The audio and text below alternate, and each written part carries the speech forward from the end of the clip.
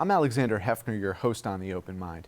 If you're concerned, as I am, about the outsize influence of conspiracy theorists, disinformation, and willful gullibility in American life, you must read Anna Merlan's compelling new book, The Republic of Lies: American Conspiracy Theorists and Their Surprising Rise to Power. The author joins me today to discuss the acceleration of lies in the public discourse and their historical and contemporary power. While fear and paranoia have always animated American politics, there is an unprecedented rush of incentives to deceive the public through monetization, popularization, and dissemination.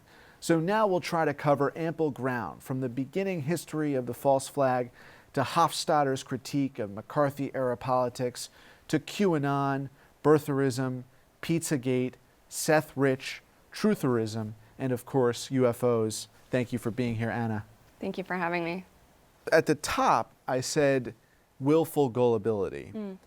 Is it that people are too easily duped, or is it that they know that they're being duped and they want to dupe their fellow Americans? Well, it depends on whether we're talking about conspiracy peddlers or conspiracy consumers. Conspiracy peddlers are people like Alex Jones and, a far-right figure named Mike Cernovich, people who have been able to monetize conspiracy theories or use them for political gain. I've always thought that in the case of conspiracy peddlers, it's not necessarily a super profitable enterprise to ask whether they really believe it or not, because I don't know what's in their hearts. I don't know what's in their minds. All I know is what they spend their time doing, which is promoting conspiracy theories. In the case of ordinary people, conspiracy consumers, and most Americans are, to some degree, consumers of conspiracy theories. All the studies that we have show that like 1 in 3 Americans believe in some conspiracy theory to some extent.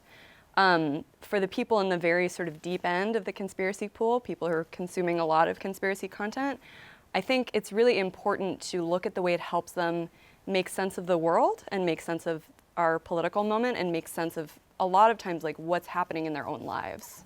The most vulnerable to these theories are folks who haven't been educated, who haven't completed high school or who've completed high school but not college.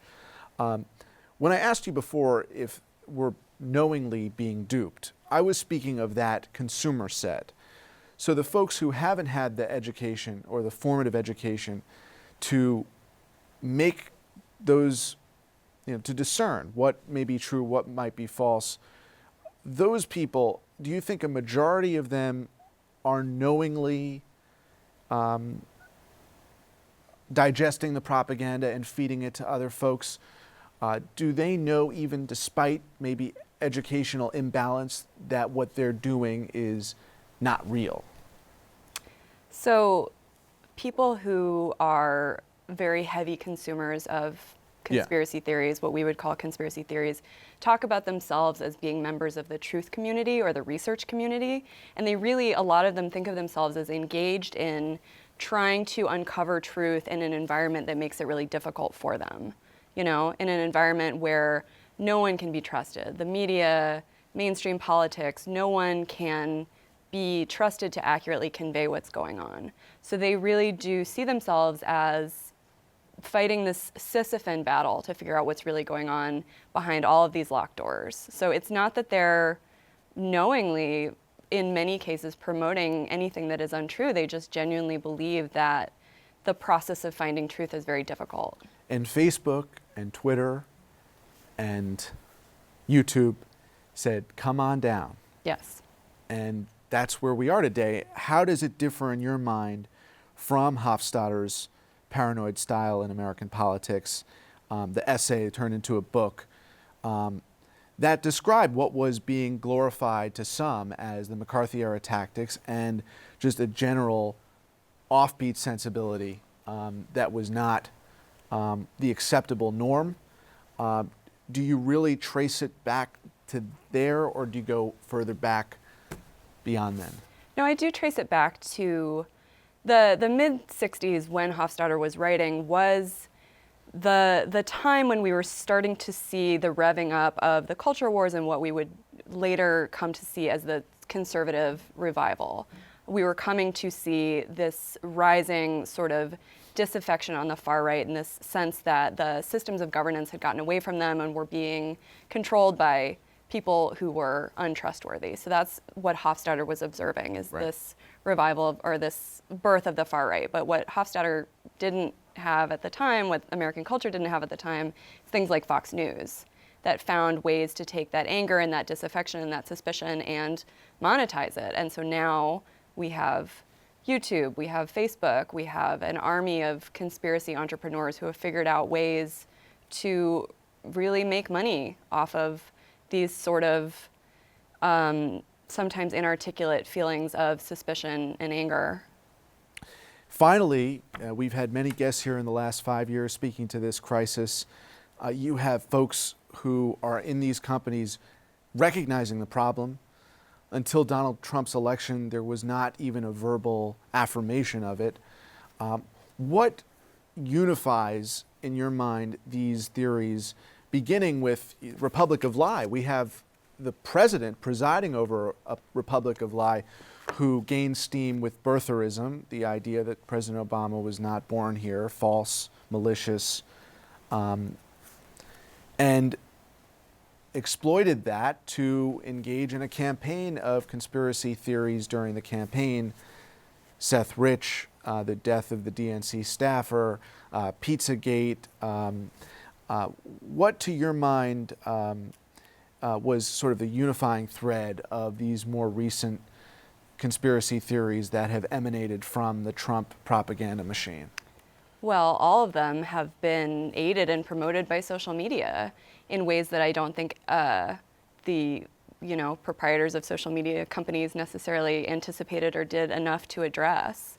But when we talk about specifically conspiracy theories that Donald Trump is promoting, we're talking about things that are politically expedient for him. We're talking about things that could draw attention away from whatever was going on with his campaign and the Russian government. We're talking about anything that would help him maintain power a little longer and look a little bit more in control than perhaps he actually is. Right. If you watch Get Me Roger Stone on Netflix, you'll find the evidence right there of what Stone and Trump aspired to do. Yes. And they know, like you said, they're the creators of the conspiracies, so they know they're undertaking disinformation. And Roger Stone, now criminally indicted, says at any cost. So maybe, and of course in the age of Nixon, if you watch the really extensive History Channel multi-part documentary Watergate, or How to Stop an Out-of-Control President, which is the title, you'll see there were threats to firebomb the Brookings Institution, not just what ultimately transpired at the Democratic National Headquarters. So these ideas of deliberate malicious violence and carrying out plots have been with us for some time now, and now you just have actors, you have presidents who are willing to act on them. Is that kind of the way you read it? Yes, we have a president who sees misinformation as a profitable means to an end, or seemingly sees it. And it's actually so perfect that Roger Stone is the through line between Richard Nixon and Donald Trump. You know, Roger Stone,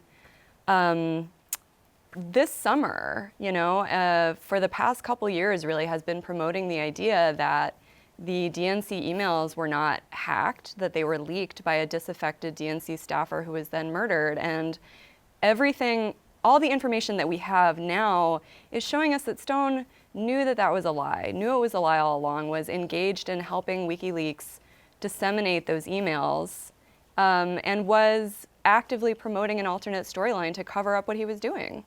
You went, the outset of this great book, you went on a cruise for an assignment, which was a conspiracy cruise. There was a cohort within the cruise that believes all this stuff.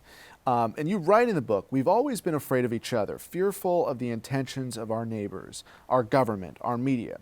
Some of us are especially prone to seeing ourselves as forces of good, fighting against whatever evil entities are trying to destroy society or religion. When you think of the trickle-down effect of the conspiracy theorists and theories, on that cruise and to date, as we're recording this, are there things that entice you, that make you think that some of these are more plausible interpretations of actually what has happened? Because that's the effect it's supposed to have, that even the most educated and well-rounded and thoughtful person could then kind of metamorphosize. When you look at the history of American politics and American life, you'll see that there is a pretty strong relationship between conspiracy theorizing and actual conspiracies, between government secrecy and suspicion of the government. And as our government has grown, we have gotten more suspicious of it. So personally, I believe probably that the government has not told us everything they know about UFOs. Aliens, we know that the government has, that the Department of Defense is very, very interested in the question of UFOs and was devoting, secret research money to looking into the idea of UFOs. So some of these ideas are not entirely outlandish, even though they sound that way. But what is outlandish, you and I think would agree, was the trutherism around 9/11, Sandy Hook, the most recent massacres, Las Vegas. You document the link between Oklahoma City and Alex Jones and being booted off public radio, and going on to found and then monetize this misinformation. You describe the political ulterior motive in capturing hearts and minds, but these major events that speak to false flags, right? The premise of the false flag. Mm-hmm. Can you tell our viewers what the initial idea of the false flag is and how it's attempted to be manipulated? When we hear conspiracy theorists in America talking about a false flag, what they mean is broadly an attack, an act of violence that is not what it seems. And so Alex Jones made his earliest appearances on public radio in Austin talking about the Oklahoma City bombing as a false flag, and claiming that what it really was an attack perpetrated by someone within the government to justify a crackdown on right-wing movements. And so every false flag theory from then to today, especially Sandy Hook, is the logic behind it is that the government is perpetrating an attack, or elements within the government are perpetrating an attack in order to advance a political agenda. A lot of the time it's gun control, which is what happened with Sandy Hook, and it's why false flag and relatedly crisis actor conspiracy theories became so prominent around Sandy Hook, even though they were, of course, not true. They were complete lies. Often, in the case of Oklahoma City, 9/11, they're identifying not just the threat to the Second Amendment, but the threat of Jews. And there's an explicit anti-Semitic alignment between that. And yet the original false flag was an act that justified heinous crime against the Jewish people. I don't understand. How are they connecting? So yeah, when we talk about something like the Reichstag fire, or more recently, the apartment bombings in Russia that precipitated Vladimir Putin's rise to power, apartment bombings that we now believe were orchestrated by the FSB. The FSB is what the modern day KGB is. Right. Those things are pretty clearly attacks that were orchestrated for political ends. Whereas when we talk about something like Oklahoma City or more recent false flags, a lot of times, as you say, this anti-Semitic conspiracy theory of the one world government or the new world order comes up.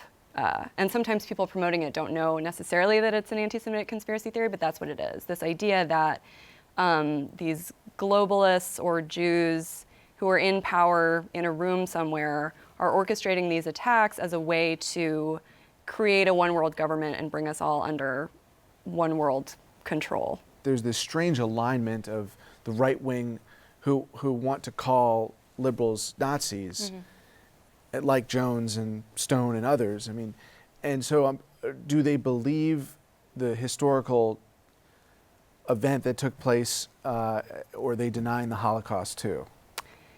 That's an interesting question. You'll probably find a diversity of opinion on that. There are a lot of Holocaust deniers among conspiracy theorists, but I would not say that it is overwhelmingly common. It is interesting, though, because sometimes when you ask a direct question about whether they believe any historical event happened, you get sort of a non-answer. I had this experience when I was talking to someone about Pizzagate, which is obviously a conspiracy theory about children being imprisoned as sex slaves in the basement of a pizza parlor. And so I was talking to a woman who was a Pizzagate proponent, and I said, do you believe the shootings at Sandy Hook happened? You're very concerned about the safety of children.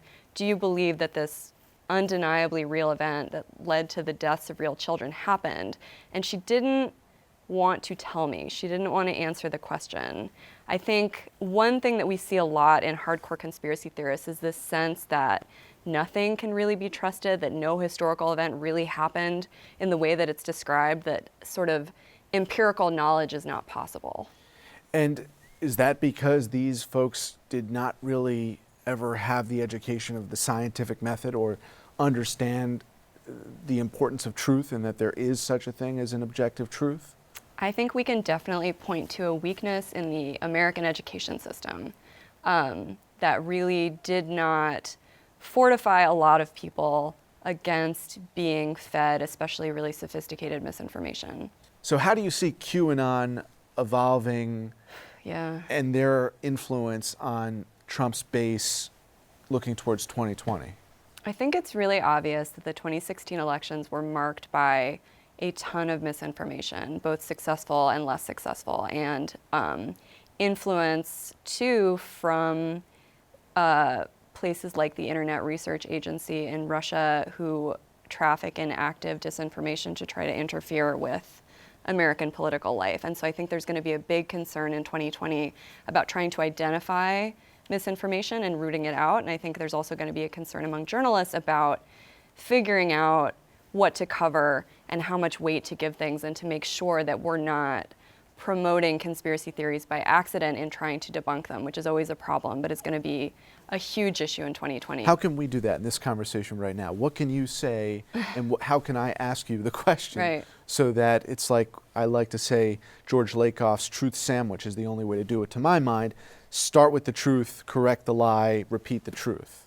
I think that's true, and most of the studies that we have about persuading people out of conspiracy theories kind of say that it's really helpful to be able to replace, a negative belief with a positive one, replace a lie with the truth. At the same time, with my work, I try to have what I call a culturally competent reading of conspiracy theories, where I try to understand where they came from and the purpose that they serve for people without necessarily giving them credence. And I try to approach my conversations with those people in a way where I don't agree with something that I don't actually think is true, but I also try to have empathy and give them room to talk about what this conspiracy theory does for them. And you don't assume that they are just seeking infamy, as some of the most notorious people who want to be the next Roger Stone or Martin Shkreli or folks like that are the examples we have. You don't want to assume that that's their intent, but there are folks out there with that intent. Yes. I think people like Alex Jones have created a blueprint for the ways that promoting conspiracy theories can be profitable, can give you some amount of fame, infamy. I mean, he really has monetized it in a way that few other people have been able to replicate, but a lot of people are trying, even if it's just through saying outrageous things on Twitter or spreading misinformation on platforms like YouTube. We were talking about Tom Nichols' The Death of Expertise, and I see a lot of overlap between your important books and just this idea that at a certain point, the conspiracy will overwhelm the Republic and we will meet our demise. When is that scenario? It's sooner around the corner, you were suggesting to me, than we might think. I think that we've always had that anxiety as a nation, that there's going to be some tipping point where conspiracy culture overwhelms us. And I would suggest that actually we're more in danger of having happen is reaching a point where we're able to be convinced by conspiracy peddlers and conspiracy peddlers in power that the truth is not knowable, that there is no empirical truth or empirical reality, and so we might as well give up looking for it. And for people like Donald Trump, promoting that idea is beneficial. We want people in power like Donald Trump want us to be confused about what is true, what is real, and to give up looking for it. And is that dystopia? Is that a kind of dystopia that you're projecting or you're describing, that with the absence of truth or a knowable truth and acknowledgement of that, you shrink to a point of not having rule of law because rule of law is dependent upon the truth and some consensus around the truth? It feels very dystopian to me in that it feels like a blueprint for creating an authoritarian regime where we only have one source of information, and that is the government, and we don't really have an alternate way to seek out our own facts. So what's the firewall for us in 2020? Because the election of Trump, or re-election of Trump, would further incentivize this dystopian future, further propel us towards that. And what, from your exposure to the conspiracy theorists, the bigwigs and the kind of lay population, what must we all be doing right now that we're not doing? I mean, I say this as a journalist, but I think good journalism is going to be really important in 2020. I think the idea of trying not to promote lies without debunking them is really important. I think it's very important to recognize that the Trump administration really wants to destabilize trust in the news media. It is something that he works really, really hard at. Fake news, enemy of the people, those phrases have a really powerful appeal for him because he knows that the news media is a check on his ambitions. What about our vulnerabilities? There are many women who are going to seek the Democratic nomination, and one of them is likely to be, or is a very plausible nominee who runs against him in the other major party slot. Mm-hmm. Are women more vulnerable, do you think, to the innuendo and conspiracy mongering? Or is it an equal opportunity kind of thing? Of course, Hillary Clinton was her own greatest enemy in some ways, of a reputation that she didn't help herself. But yeah.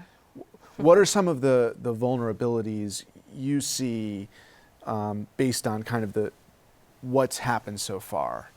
Hillary Clinton was really unique because there are so many right-wing conspiracy theories about both Bill and Hillary. The idea of a Clinton body count, which is this false claim that the Clintons killed their political opponents, has been around since the 90s and again was promoted by Trump advisor Roger Stone. It's unclear yet what the vulnerabilities will be for 2020 candidates running against Trump because we don't know who they are, but we do know that he will use every possible available mechanism to conspiracy monger and rumor monger against them. And I mean, we saw a preview of it in 2016 when he suggested that Ted Cruz's dad had something to do with the Kennedy assassination. Like, it doesn't matter how outlandish it is, they will try everything until something sticks. The birtherism of President Obama, that allegation had a lot of potence and really allowed Trump not just to survive but thrive in that climate. And so don't you think it's likely there will be a kind of new lie that will be big and brash, and maybe it will be emanating from the candidate running against him, maybe it'll be something different? Yeah, it's important to recognize too that the Trump administration and the right-wing ecosystem have the same goals and work in a way that is a little more organized. So whatever the lie is that the Trump administration or the Trump campaign comes up with, they're going to have a lot of help promoting it.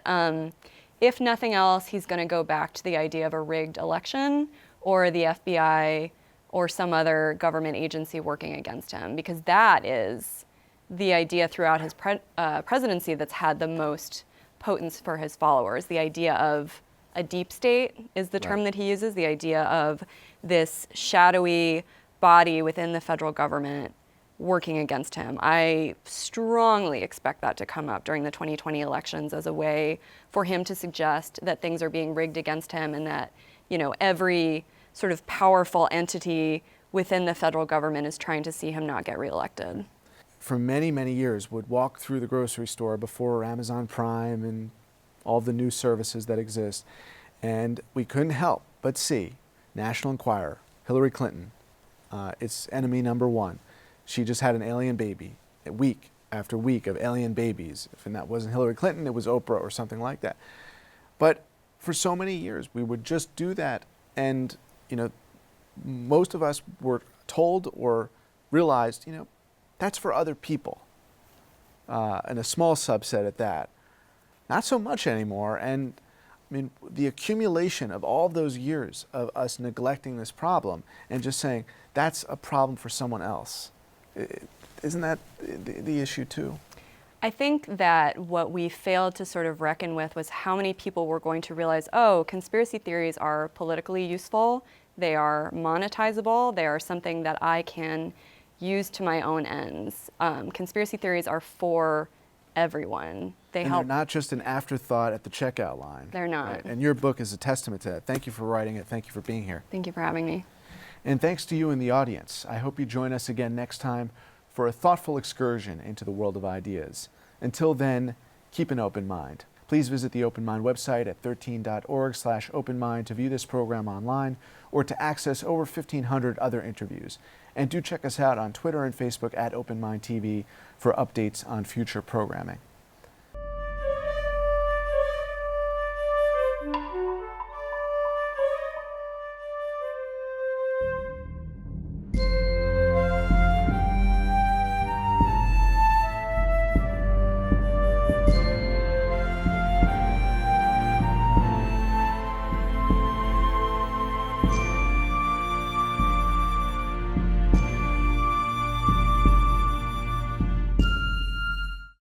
Continuing production of The Open Mind has been made possible by grants from Ann Olnick, Joan Gans Cooney, Lawrence B. Benenson, the Engelson Family Foundation, Alfred P. Sloan Foundation, the John S. and James L. Knight Foundation, William and Flora Hewlett Foundation, Joanne and Kenneth Wellner Foundation, and from the corporate community, Mutual of America.